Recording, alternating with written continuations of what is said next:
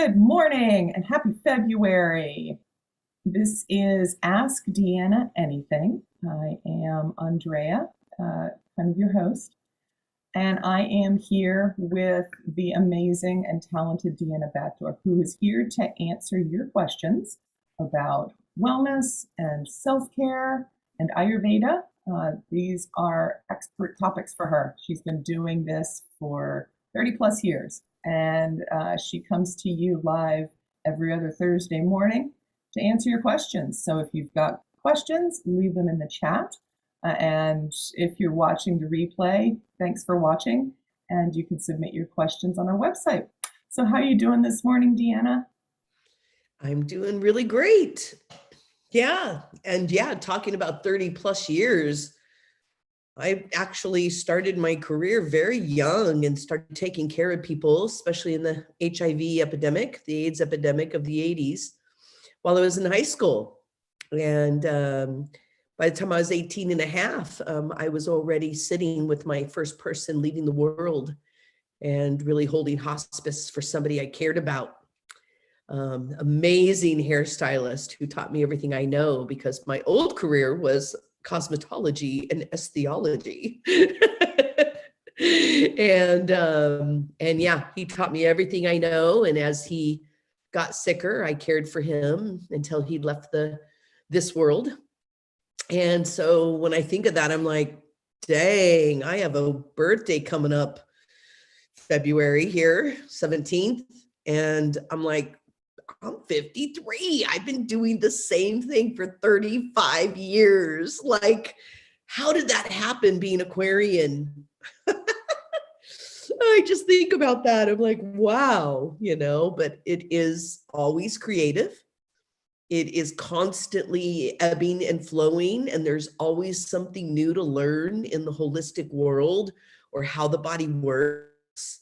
And I'm just amazed that it has kept me engaged this long, and how powerful that is, that you can develop something and still feel like, wow, there's so much things for me to learn. And yet, of course, yes, I feel like I know so much at this point. I'm like, wow, that's quite a resting point. It's quite a resting point for me in my 50s, that idea of like, whoa, I know a lot and have experienced a lot and have helped a lot. So like everything from here feels a little bit bonus for me. And that's how I'm approaching my next, if I'm lucky, 50 years. It's like everything's bonus from here. So we'll see what happens. Yeah. And not only am I kind of reflecting on my timelines, and here I am in my birthday month, but really, I've been reflecting on something even a little bit deeper than that. And I know that I'd like to talk about the heart. This is, heart care, heart health awareness month. And I really want to take a moment with that. But I've been thinking about something just a little bit broader that I want to bring to light in this opener, which is this beautiful thing called self-care. And, I started using the word self-care about 15 years ago. I was looking to coin something and kind of like create something, because I am that Aquarian innovator. I don't like to step on people's toes. If somebody's already using languaging, or if there's a business that's already got like a motto, I don't want to step on anybody's toes. I don't want to reinvent a wheel. I want to do something new. I want to create something. And I started using this word self-care in my practices, in my work, and just, whoa, the epiphanies my students were having. And for any of you out there that have known me even longer than that downtown location, I had a location for 12 years it was on Atkinson Road, and everyone called it, Atkinson Road, even though, they called it DeAnna Center, but I was there as long as I was downtown. So some people have been with me for a very long time. My client yesterday has been seeing me for 23 years, has seen all the renditions, and how powerful is that? And we were just reflecting, and I've already been reflecting on this idea of like, look at where self-care is today. Now, I'm not going to try to take a bunch of credit for that. There's a little part of me in my heart that's like, I think I might have participated in this self-care craze where we have actors and actresses writing self-care books, and it's like you could be watching just general TV and there's commercials using the word self-care. It is just really exploded.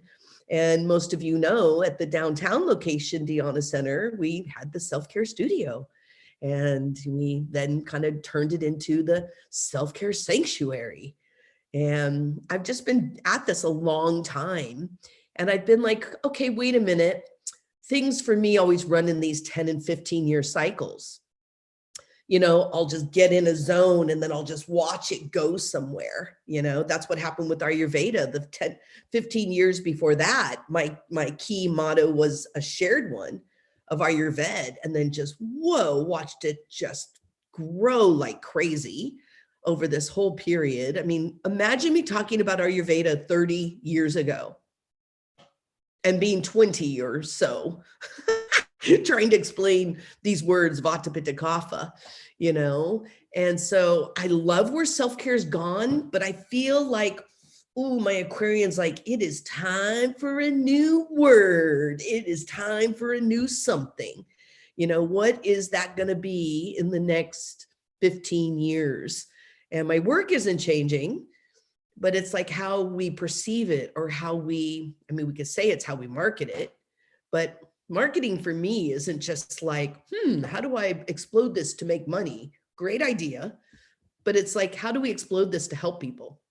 How do we, what is the next rendition?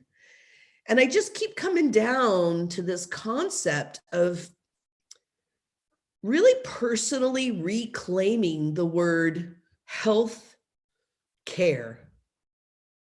Because healthcare has become something outside of us. It's become like a medical system. And it's great. We need them when we need them. If you need a surgery, you're going to be real glad it's there. If you need to know what's going on with your health and you can't figure it out yourself, self-care, you're going to be really glad there's those labs and maybe some options, So I'm not against that system, but I'm kind of looking at it and being like, wow, that became healthcare. And now self-care sometimes looks a little selfish. It's become just a little bit more, like, I got to do this for me, which then has this like self-care or selfish. And I've just been looking at this whole thing and being like, wow, this is really actually homesteading healthcare. Just like what's in your kitchen, what's in your backyard, what do you have at your disposal? If a lot of things change and we have to go back to our homesteading ways, which I'm not so sure would be bad, we are going to have to take healthcare into our own hands. And I'd love it if healthcare was, like as valid of a word in holistic health as it is in allopathic, systems. So I've just been kind of playing with this idea. And it's interesting that we're in Heart Health Month, because when I look at heart health, that's one of those things that like you would not mess around with plants and you would go straight to your doctor.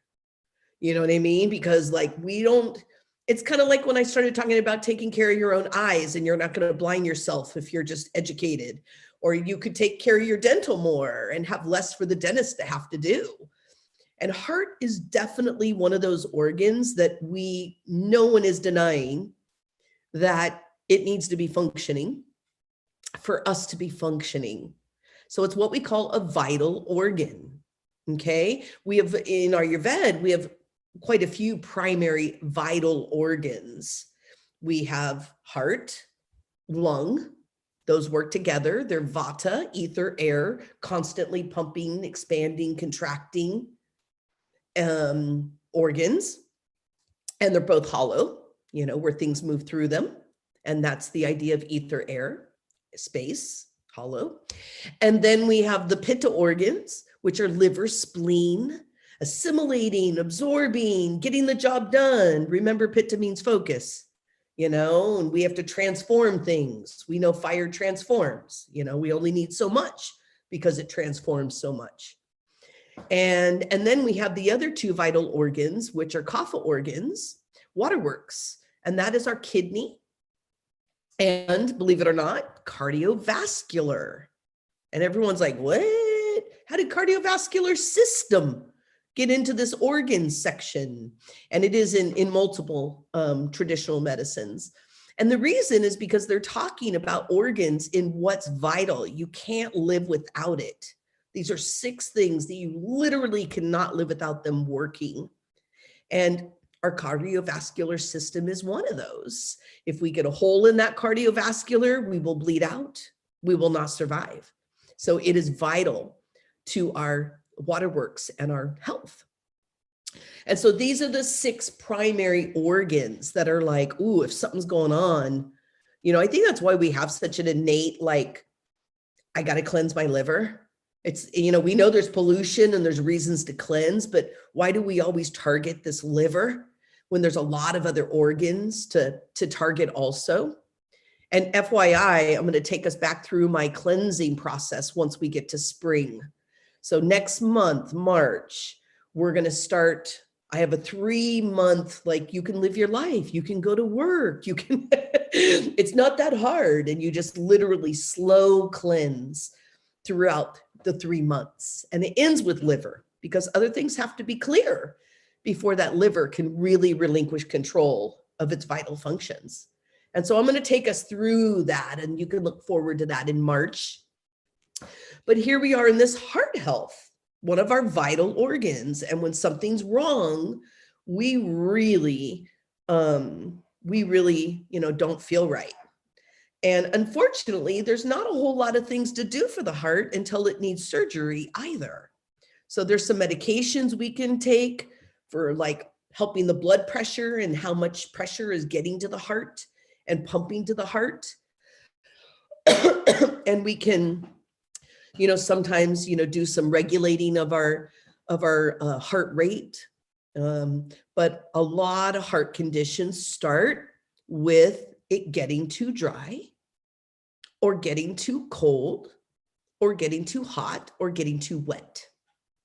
So a lot of times we're just like, my heart, I don't know what to do. And we have to kind of be like, now, wait a minute. If we take the vital organs into an elemental concept, there's just as much we can do. And there's tons of plants that are for the heart. So I think one of the things we need to do in the holistic world is we need to be taking better care of our heart instead of crossing our fingers and hoping our heart doesn't go out later in life. I think we need to get a little bit more like, what are these plants? And I'm going to be mentioning them, but what are the plants we use to keep this heart really tonified? And just how does the heart even get affected? Because to be honest, vital organs are not only that, they're dependent on other organs doing their job. So this is where the big kicker that I've been talking about forever. You are not going to believe I am coming back to this subject again. Hydration. Dang it. But it's that important to, like, everywhere in our body. But now we have a little different thing. So usually when I'm talking about hydration, I'm talking about making sure there's enough water volume in your body to have good blood pressure. I also talk about hydration keeps us plump, and it's like the literal juice to think and move and have energy. And we even have to be hydrated to, like, turn off our brains and go to sleep, right? And we, know that when we're dry, most of us know that the drier we get, the more anxiety and the more adrenals have to fight or flight. You're out of juice. So guess what? You're on reserve. And if you are using up your savings account, if your body's having to outsource to, another one of your lakes or oceans or streams, then our adrenals go into fight or flight. But the more important thing here is these really important organs that are the governing organs of the heart. And this is why heart health is so deep and we don't know what to do, because we have another vital organ that the heart is dependent on. So you have two vital organs that are dependent, and the other one is our kidneys. So our kidneys filter blood, and they filter blood in this really beautiful, that's why we have two, in this beautiful little infinity, and it swirls it, and we have to have enough water flow, just like that wave has to have enough energy to go in and go out at the ocean. There's got to be energy behind it, or that wave formation is not going to be able to be consistent.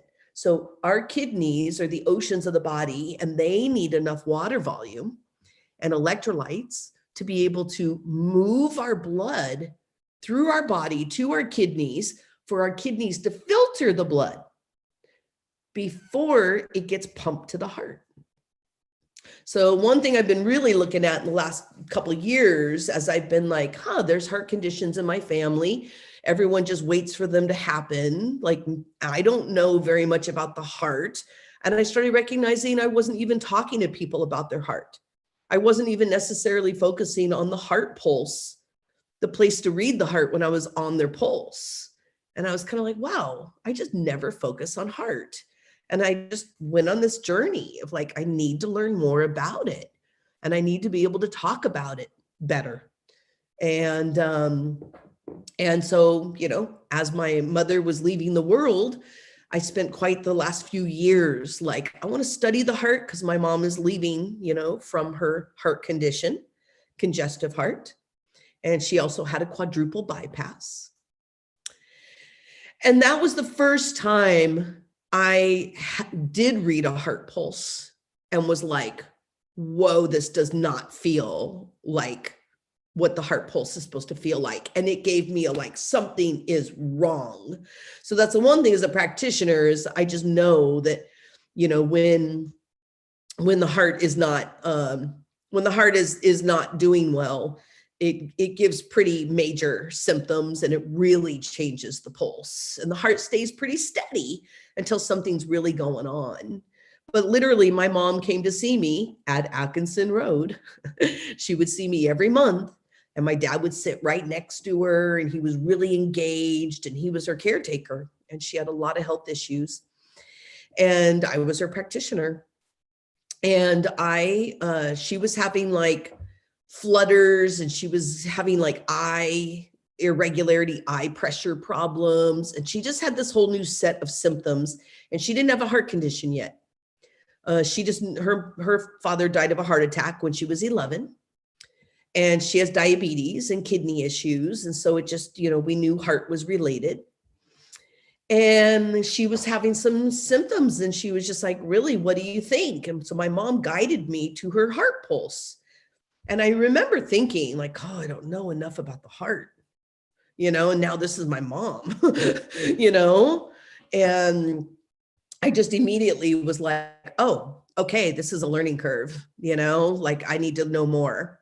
And I got on her pulse, and I was reading her heart, and I was reading kidney because they're on the same level. Oh, please, I hope you all want to learn pulse. It's a dying art, and I don't want it to die. And I start clinical class next month. Please, please come learn. It is so valuable as a practitioner, or even being able to like check your kid's pulse to know what's going on. It's so important. But I was down and I was reading heart and kidneys, and I already knew there was a relation. And her kidneys were just like dropped out, like hardly even a pulse. And I was like, oh, that's not good. And I remember feeling it. And it's like my mom. So I'm trying to be like a very gracious and neutral practitioner. And my daughter inside is all, oh my God, my mom is going to die. Like something felt wrong. And my dad's sitting here witnessing the whole thing. And I went to her heart pulse. And I had my intuition just came forward. I was so thankful for that moment. But I went to her heart pulse, and it was dropping out too. And it was so irregular. I was like, I can't track it. And then I was like, wait, now that's a problem on the pulse. It's called vata mobile. And when you can't track something, you know that something is irregular and it's not pumping, and she was having irregular heartbeat, and I could tell from her pulse. And all of a sudden it just did this bloop, this thick blob kind of feeling. And I just, and then it started doing that. And I was like, that feels like something's clogged, like an artery, like something is not okay. And my mom's not pumping blood through her kidneys that feeds the heart. And I was really kind of starting to panic, but I was being pretty internal about it. I've even asked my dad later. And, and I couldn't find words. I couldn't find words because I was like, I want to tell this client to get to the hospital right now. So I had that, like, we need a hospital, this is a heart thing. And then my dad noticed that I was stumbling with my words and I was getting choked up, and I was my daughter was taking over.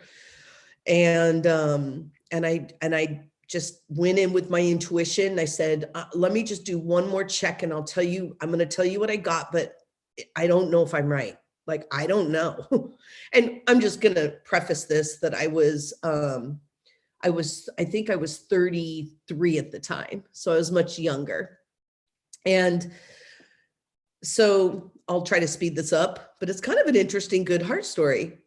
So I went back on the pulse and I went down to her heart, and that's where I started asking organs. Because sometimes when I'm with people, I'll go into the organ pulse and I'll be like, is there anything you want to tell me? Like, I have my intuition too. I'm going to track it intellectually. I'm going to look at it anatomically, but what's my instinct say? And I heard the words renal artery, and renal is kidneys. And I'm going to be really honest with y'all, being young and not knowing the heart enough, which is most of us, or the kidneys, we don't know much about either. I was like, I don't even know where the renal artery is, but it must be somewhere near the kidneys. But I literally didn't know. And I just said out loud, I go, I'm just going to be honest, your kidneys and your heart don't have the right pulse. Something feels really wrong to me. And they knew. I mean, I got like, oh my God, something is wrong. And I swear to you, I just heard the words renal artery. And my mom, in her way of looking at intuition and instincts, and many of us, she said, that's God talking to you. And I go, do you feel like I can do that, or something? I wanted to make sure it was. And she goes, DeAnna, go back in there and go ask my body, go ask God, like, what should I do now? Because you're scared. And my mom was like being my advocate as I'm her practitioner. She's like, you're scared. I don't see you scared like this. And my dad said, you are scared. And I go, okay. And they guided me back into my mom's pulse for an answer. And I went in, and all I could hear was, get your mom to the emergency room right now. And she had just had all these heart tests. She had had all the dye go through her system. They found nothing. So we have to remember, sometimes labs, we know something's wrong. Sometimes they don't tell us, and we have to dig a little deeper, or we have to say, not good enough. Something's wrong. Do another test. And we have to remember to do that. Be our own health advocates. Be our own health care, right? As self-care. And my mom and dad stood up and started gathering their items. And I was like, what's going on? I'm like getting ready to give my mom a massage. And they're like, you just said she needs to go to the emergency room, and we are here to trust you. And we're going to the emergency room right now. And then we're in the car, and I hope this is a story of like doubt and intuition and trusting your instincts, because it's about hearts knowing, right? The heart isn't just this organ, it's connected to our heart and knowing. When something's wrong with our heart, we know something's wrong. And we're driving there, and I literally said out loud, I was like, I just want you to know I could be totally wrong, and I could be a full-on drama queen right now, and I may not be being your best practitioner. Like, I could be wrong. And they just said, doesn't matter. You care about your mom and you think something is wrong. It doesn't matter if you're wrong. And I just kind of was like, okay, I'm just going to stay calm. And I had this little thing in the back of me of just like, I'm being a total drama queen. Nothing's going to be wrong. And then they're not going to trust me in my holistic health, and I was just having this game playing in my brain. And we got to the emergency room, not her normal Kaiser, the one here in town, not where she lives. They whisked her away. And this doctor came in and said, let's take a bunch of tests. But he put her on a heart monitor and he was like, something is not okay.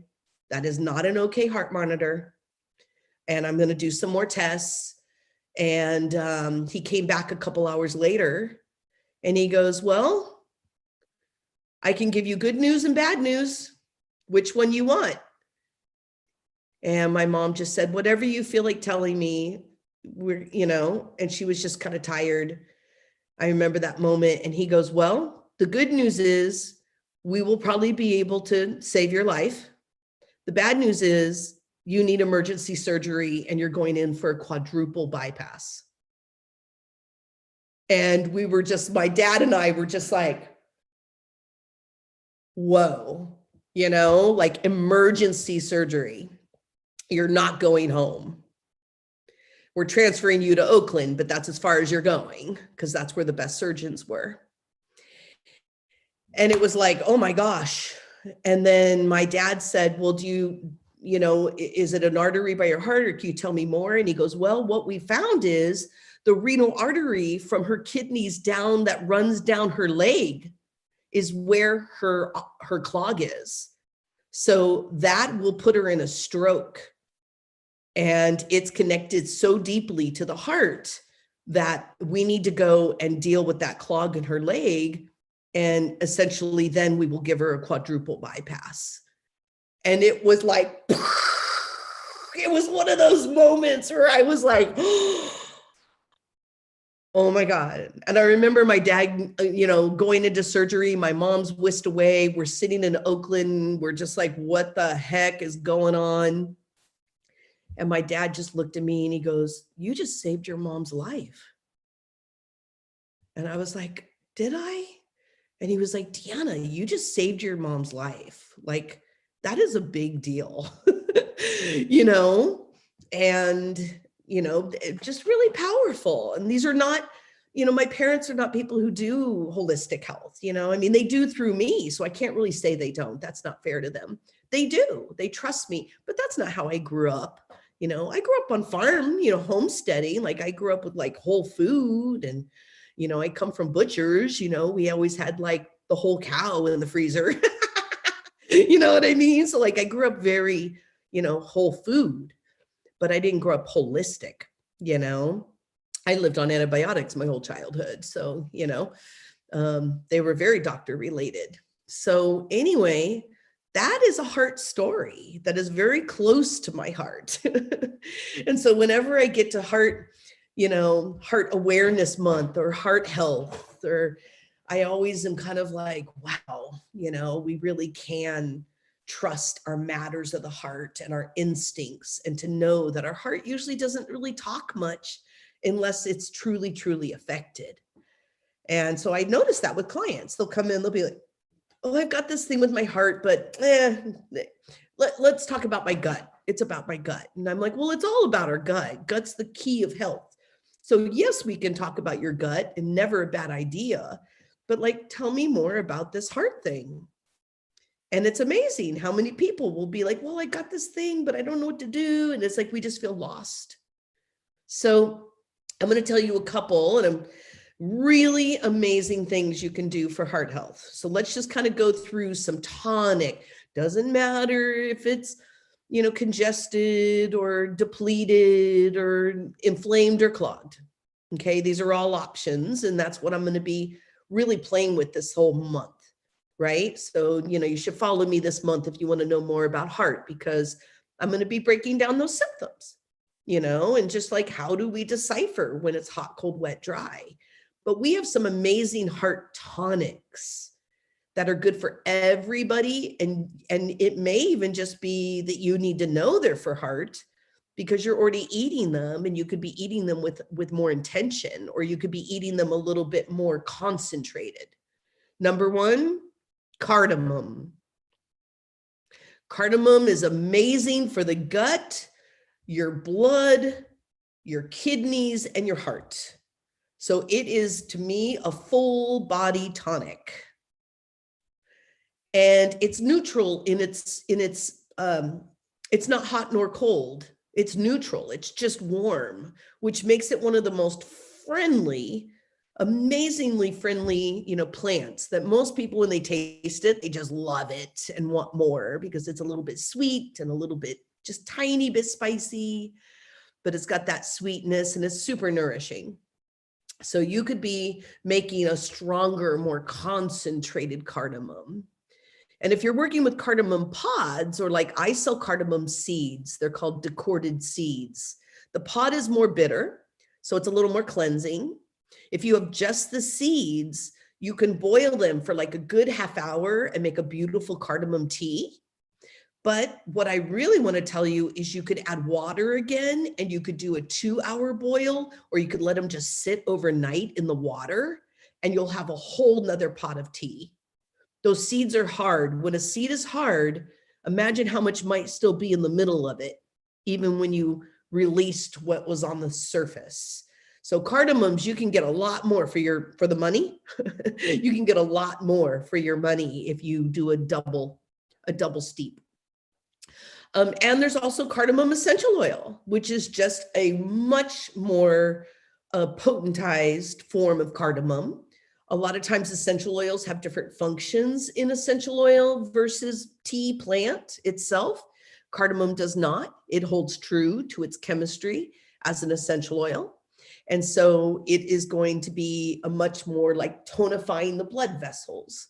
I started tracking it from my skincare early days of aromatherapy, because I started aromatherapy was the beginning. It crossed me over from like my beauty industry into my holistic health. And cardamom was always used for varicose veins and spider veins, which shows weakness of blood flow, which is going to become weakness of heart. So if you have low blood pressure, high blood pressure, or you've been told that you have protein in your blood, which is what we call thick blood, or if you're worried about the amount of toxins that might be in your blood, anything blood related is kidney related and is heart related. So, that's a really important thing to know. And cardamom is brilliant for this. The essential oil, like I had my mom on a heart formula. I have my dad now on a heart formula. They're different because they're different heart conditions. But I had her on a cardamom, turmeric, black pepper. Black pepper is brilliant heart health. It is spicy and hot, and it is a diuretic. It's a little bit tonifying. It's a little bit astringent. And so that is for congestive heart. My mother had congestive heart failure. So black pepper is much more for like the congested person, the like shallow breathing, the not getting enough oxygen, your oxygen levels aren't high enough. And then you add that black pepper to that cardamom and you add it in with the turmeric. And I have all of those in essential oil, and you have a literal, nice, beautiful congestive heart failure formula. So, something to think about. Like, remember, I make all these custom blends. You could actually, if you have a heart condition, you can fill out my whole questionnaire online and tell me all your details. And you can even add comments to tell me more. And I make formulas specific to somebody's, situation. And I look at the chemistry, and I even look at the medications you might be taking and make sure that we're not overlapping. There's a lot of chemistry and medicine in those oils. So we want to really, let medication do its job, and we want the essential oils to be supportive if that's the situation you're in with the heart condition. But these are things I do for people. And this black pepper, cardamom, turmeric is more for the wet, congestive, person. It wouldn't be a bad starting point for somebody who has maybe high cholesterol, which is then going to make more clogged arteries, and let's remember cholesterol is a hormone. So it means that hormone doesn't have enough energy generated behind it, and it accumulates in the liver. And then it just slow drips down into the making of our blood. And we end up with oily blood. And that's why high cholesterol has heart conditions. We get oil in the blood, and then it just keeps, pumping to the heart. And then it finds a weak area in that, in an artery or maybe even a vein, because either one can get a clog, and it accumulates, and then makes a clog. So, if I had somebody had a clog, I'm still going to stick with like that cardamom as a foundation for any heart formula. Pretty much that cardamom's in there in my formulas. But what I would probably look at more with, like, I have a little minor clogged artery, and like, how do I make sure that doesn't, become a big problem, because people just feel like they're sitting ducks when they get that information, and you could add cilantro essential oil. Very strong stuff. Cilantro is a strong essential oil, smells strong. It's very dehydrating. You really got to watch the amount you use. But if it's done properly in a formula, I can make that really good. And with something like that, I'm going to do like Virginia cedarwood. I'm going to do rosemary for high oxygen. I'm going to do that cardamom. And I'm also, going to be thinking about rosemary, cardamom, and rose geranium. And that's going to be more for somebody who really feels like, gosh, I got to cut through the grease. Like, I got to get through this. So you've got the rose geranium, cilantro, rosemary, cardamom. And I'm just giving you some concepts so everyone can kind of go out there and play. If you know essential oils, you're getting a beautiful formula to just play with right now. And hopefully you know how to formulate, otherwise, you could easily just get the custom blend from me even one time, and then you end up getting your formula, and then you could buy bottles, hopefully you buy from DeAnna Essentials, but then you can get your bottles of oil, and you could be making your own blend to save a little bit of money in the long run. Because most people have a heart condition are going to have to stay on a formula for a while. You're going to have to maintain yourself long term. It's not going to be a couple weeks and you're all good. Heart conditions need longevity of care. But these are just a couple things, and these are the things I notice. People don't want to get congestive heart failure because it's not pretty and you just lose all your energy, and, it's not a good thing. And then there's also the clogged arteries and the concerns about, having a heart attack or a stroke. And strokes are on the rise. I mean, we're seeing a lot more strokes in the last couple of years, than we have seen in the past. It's really become very apparent that we are having blood related issues. I think of that in again, the pollution and just the thickening of our blood. I also think about the high stress in the last couple of years, and then we start sucking it up and sucking it in, and we're not taking big, beautiful oxygen breaths. How does the heart pump oxygen? We have got to breathe into the world, because we expand on our inhale. We have to breathe into the world. And that's a lot of what we're like, oh God, breathe into the world. Oh, not right now. And I'm like, no, you still got to breathe into the world. But on your exhale, you get to come back to yourself and go back to ground zero, root chakra. And then just wait for that breath again. Expand into the world all the way to the top of the head. And then exhale, and you get to come back to self. Every time you breathe, meeting the world, coming back to self. Meeting the world, coming back to self. That's us ebbing and flowing. That's us, I can handle it, and like, I've got my sovereignty.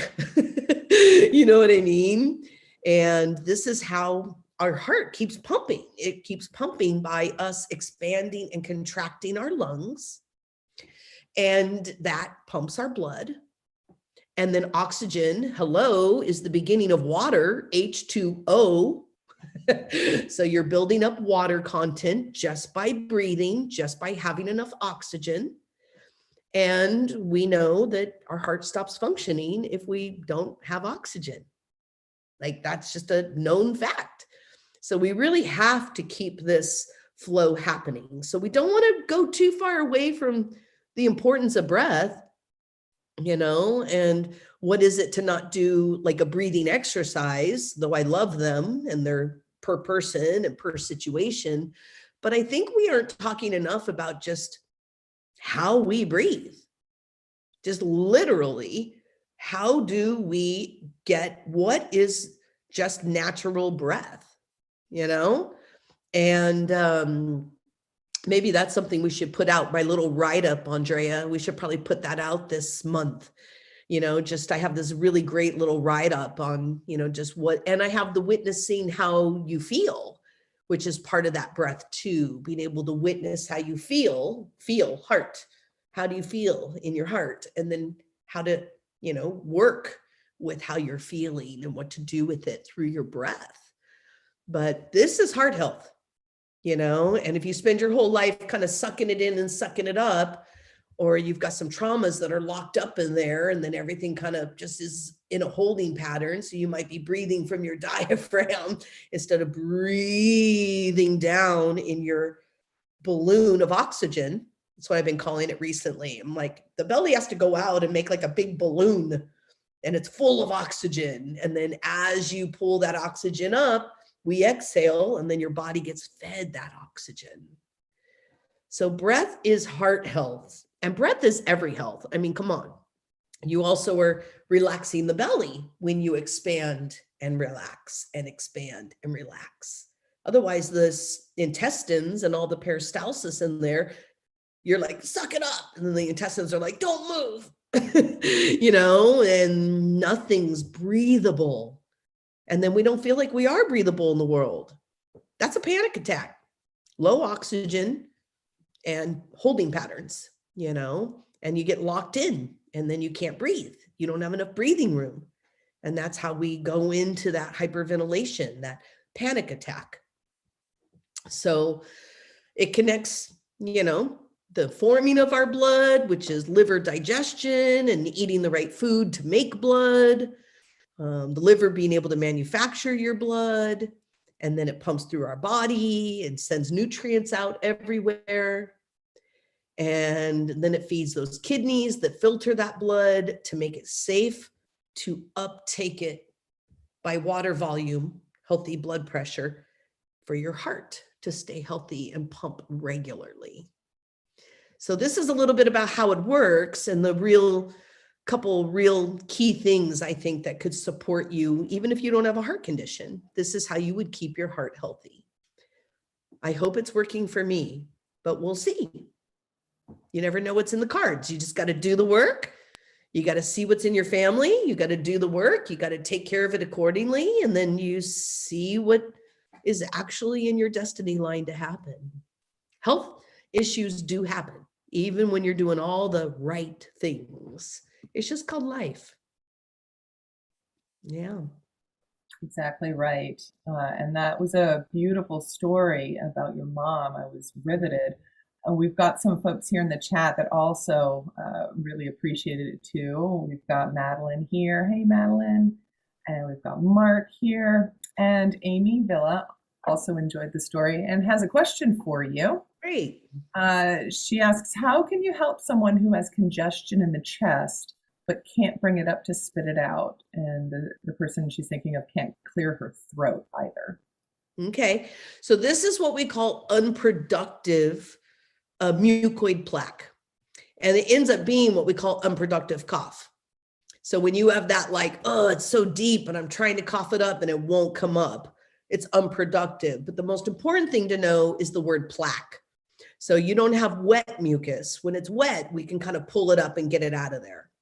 As soon as it's gone dry or cold, okay, and you might as well just do warm and wet things because you have to loosen it up with wet and you got to warm it up to get it to liquefy. And so this is somebody who is having vata. They got mucus from maybe being sick, maybe they're eating mucus forming foods, but they got that mucus and congestion in there from something.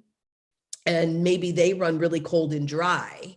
And so it just sort of solidified where it showed up. versus somebody being able to keep it liquid enough to spit it out or blow it out or drain it, because it drains in, down into our blood supply from the lungs. And then it also drains from the bronchial. It actually drains down into the stomach. And then we have to move all that mucus through our intestines to get it out. So I think we forget that, where does that mucus actually go? We don't really want it to go to the lungs, that's like a longer journey through a vital organ. Our stomach is a simple organ, and it can like break it up in a perfect world, especially with some cardamom in there. So, yeah. So what do we do for this? Now, first off, I like this question. It's from Amy, yeah? I like this question, Amy, because a lot of people would just use expectorants, and perhaps your friend has been using expectorants, trying to get that phlegm, that mucus to move. The problem with this, and this is a perfect example of hot, cold, wet, dry. If you have mucoid plaque that's dry and cold, and you use an expectorant, which basically is something that collects and moves wet, you would be actually drying that mucus out more because it's already not moving. So expectorants are for when you have like the nose, you have to blow all day long. You know what I mean? It's when you've got the mucus that's like draining post nasal drip. You've got more mucus in your mouth. You've got it in your eyes, like when we're in the middle of a sickness. Expectorants are brilliant, and then you've got easy ones, thyme and rosemary and ginger. And my favorite is Ellen-campaign, which is a leaf you can buy at Rosemary's Garden. And, just really beautiful, expectorants. The other one is bee balm, which is a great one if you live in this region, and it kind of grows everywhere, but it's an easy one to put in the ground that's very camphorous. When you smell something and it's mucolytic, it's got camphor in it, you can smell it might remind you of like, I'm going to just go old school, but like it might remind you of Vicks Vapor Rub, which are all camphor related expectorants in that item, And so this is that, that expectorating, warming, liquefying. So great when it's all wet, but once it's become mucus plaque, that's still the thing we think gets mucus out for everybody. And it's not for everybody.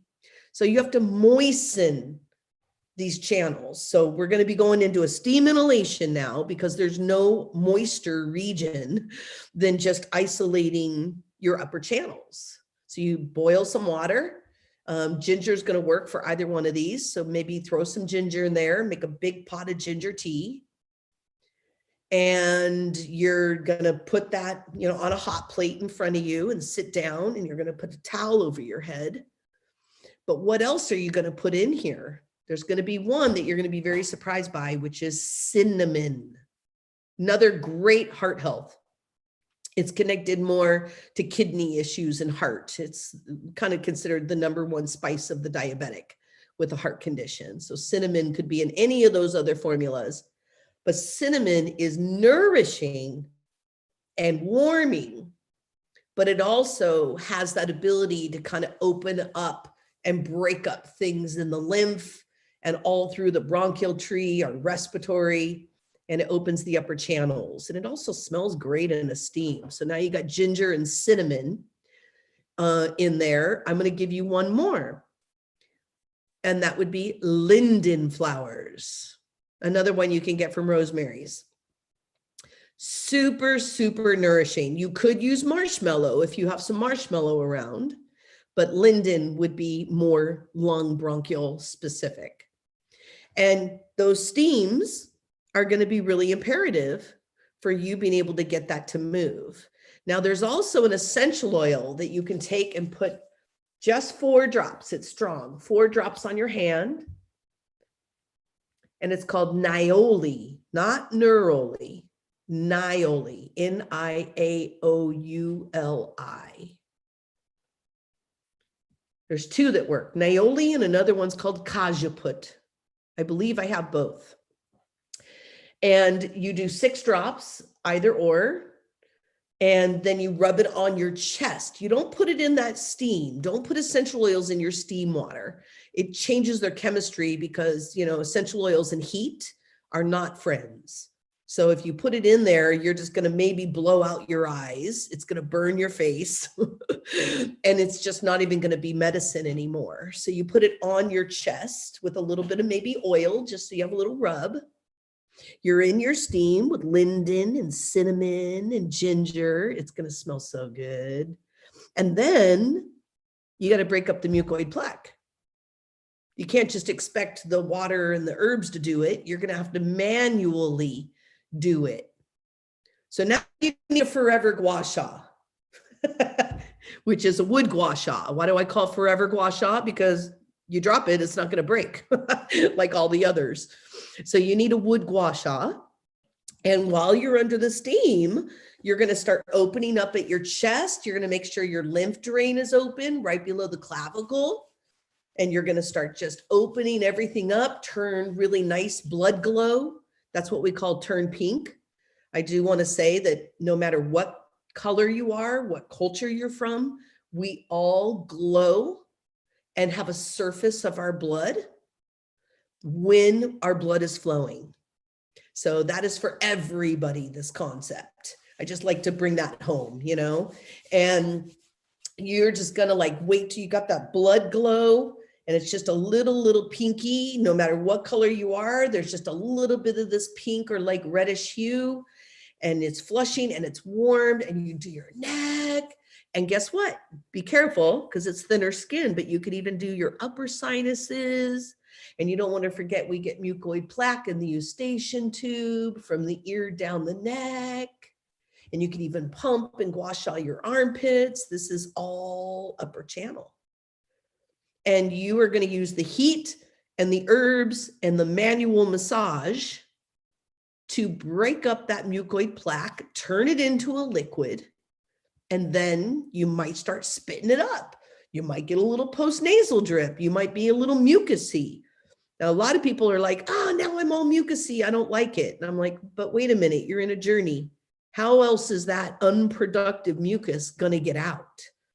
So you got to let yourself go through that kind of wet, gravelly, spitting, you know, blowing your nose more. It's not going to last forever, but you just get to be like, bye-bye mucus. You are out of my body now.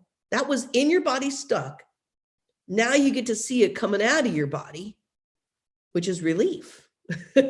So really go with that relief and see it as relief and know that it's liquefied and starting to move.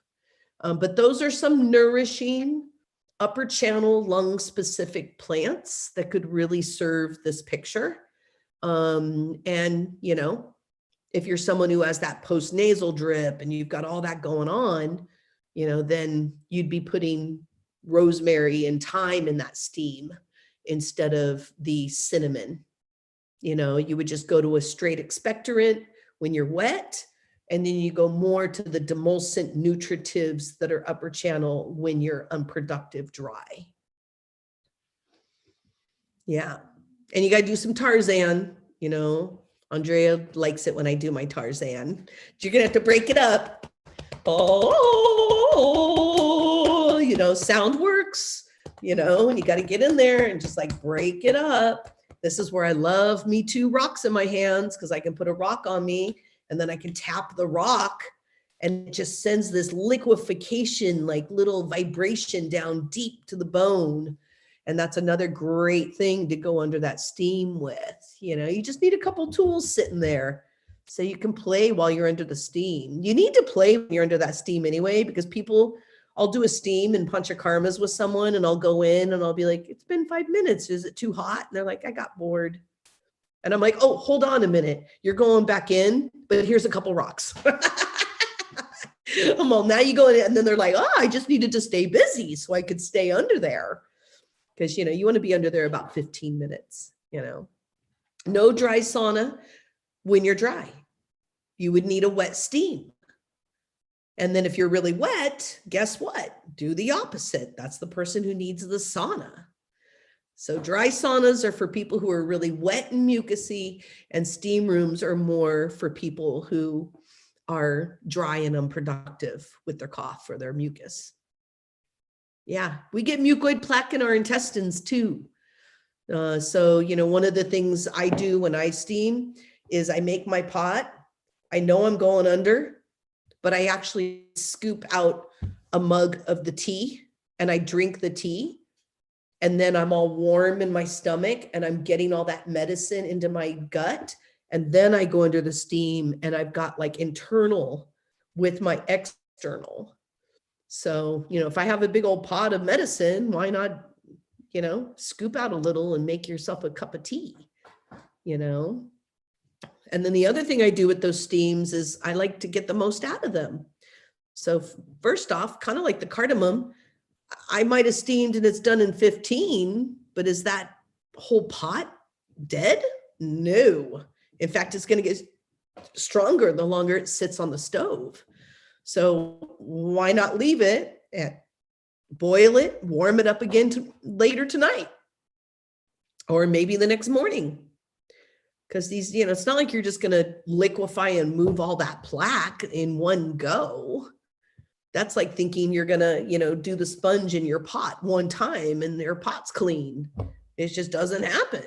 If the pot is really dirty, you're going to have to like more liquid, more heat, a little more solvent, which is the plants.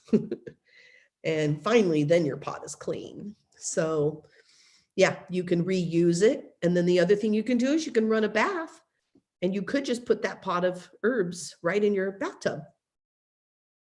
You're getting, you're getting that medicine in all of your places that might be congested or unproductive. Yeah, there's a lot you can do with that pot of herbs. I like to make sure my medicine is well respected, which means it is well utilized. I don't like to, expect them to just do their job and then I throw them away. Yeah, I think I learned that from Dr. Gupta. He came to visit me and I hosted him and he came to America for the first time. We're making tea in the kitchen and then I strained his tea with a little strainer. I strained it and handed it to him and he goes, "You left the medicine behind." And I was like, "What?" And he's all, "The medicine is in the teapot. Like, I only got what the water collected." And so I was like, "Oh." And then I asked him the next day, I was like, "Is that why Ayurveda powders all their herbs?" Because I kept wondering. And they always just put the powders right in their teacup and then they make more like a slurry. They don't do clean tea. They do medicinal plant tea, And he goes, "Yeah, because you want to drink. If you're going to do licorice, which is great for this lubrication and the gut. So licorice is in here. And, you get all the particulates of that licorice, and then you get dietary fiber that collects and binds toxins, but you also have that medicine that's continuing to break down in its cellular structure in your gut. And there's more medicine in there. So that was a big thing. He's like, "You left all the medicine behind." I was like, "Oh, okay. This is interesting." So we are wasting our plants, Kind of remind me of his gardens too. You look at his gardens, I take people there and it's like, they're all ready to see, these herbal gardens. And we get there and it's like tiny little sparse plants. They're just barely watering them just enough to have just enough that they need for the year to harvest to make their products and their medicine. And I even had someone ask, they're like, "It's not flourishing. Like, do you need to amend your soil?" And he was like, "Maybe if it's flourishing, it's growing too big and then all of that gets wasted. It just looks nice. But then you're wasting medicine and you're asking the plant to produce more than you need." So people might notice that when they come over to my place, my plants are not, I kind of think I got that in my brain. I was talking to someone about it the other day. I was like, "My plants aren't growing huge and voluminous." And they were kind of like, "Yeah, it's kind of like Dr. Gupta's garden." I was like, "Oh, that's right. We were in India together." was like, oh, I do have a Dr. Gupta garden. I pretty much grow just the amount I can harvest and make medicine from. And I don't ask it to, be big and lush and look all something that I can't use. So it's just an interesting way of looking at it. Yeah. What a Any other great questions? Well, it's actually time to wrap up. What? Yeah. So it's been a really amazing session today. Heart health is really key. And please do continue to follow us on Instagram and Facebook to get our continued posts this month about heart health. We'll be back here on the morning of the 17th. And just to also let you know, we are currently offering a nice discount on some lovely Valentine's Day gifts, our whole Come Hither line, which is multifaceted in what it offers you. So that's on a discount.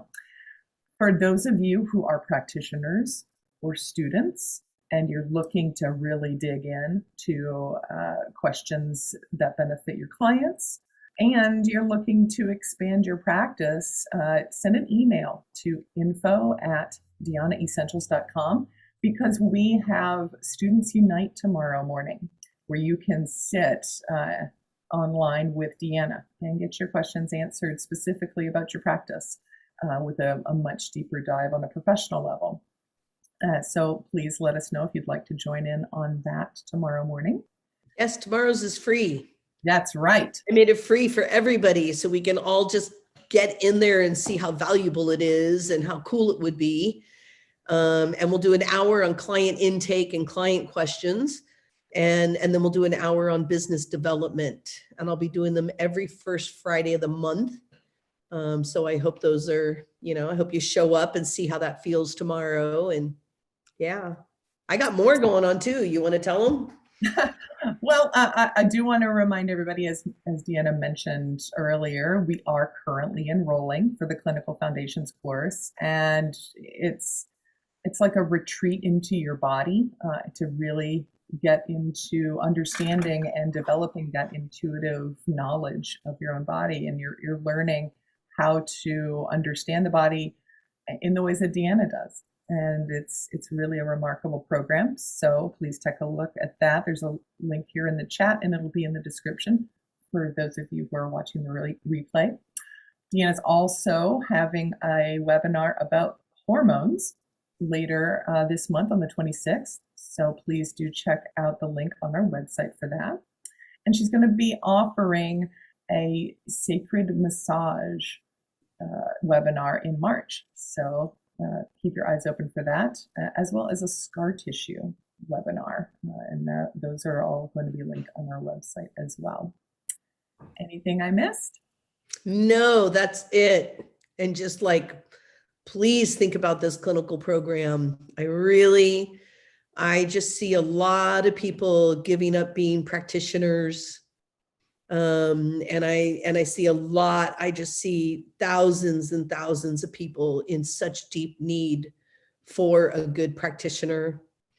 And I love teaching people how to use their hands, even if you're not going to become like a massage therapist forever, being able to know how to use your hands and teach people how to even touch themselves, and how to just have these beautiful ways of being able to assess and connect the dots. It's a biggie. Symptoms are about you being able to listen, look at how that plays out in the body, and then connect the dots. And that's really where I think I shine as a teacher is, being able to be like, how is this connected to this, connected to this? And then y'all know I am all about the remedies. I'm solution oriented. So, connect the dots, good health detective, great. But then what to do? And so we'll be talking a lot about applications and plants and remedies and solutions, emotionally and physically, because we're a whole unit. So I also don't, separate those. So we'll be doing emotional work as well as physical. And the nice thing about my classes is people heal. I love coming to class and they get to heal and be seen and be in their truths. And then as they see how it changes their life, and how good it is to get support, then you turn around and want to do it for others. So there's a lot of healing that happens personally there. Even if you're developing, like, how do I take care of my family as a practitioner? Or how do I take this into the practice I already have? It fits seamlessly into pretty much any modality you could take it into, so yeah. But enjoy those webinars too. Scar tissue is a biggie. Think of anyone who has scar tissue in your life and let them know we're doing an entire class on how to break that down. Big deal. So yeah, hope you all join me. And thank you, Andrea, for everything you do. And thank you all for joining us today. I hope you have a wonderful rest of your day. Hariom.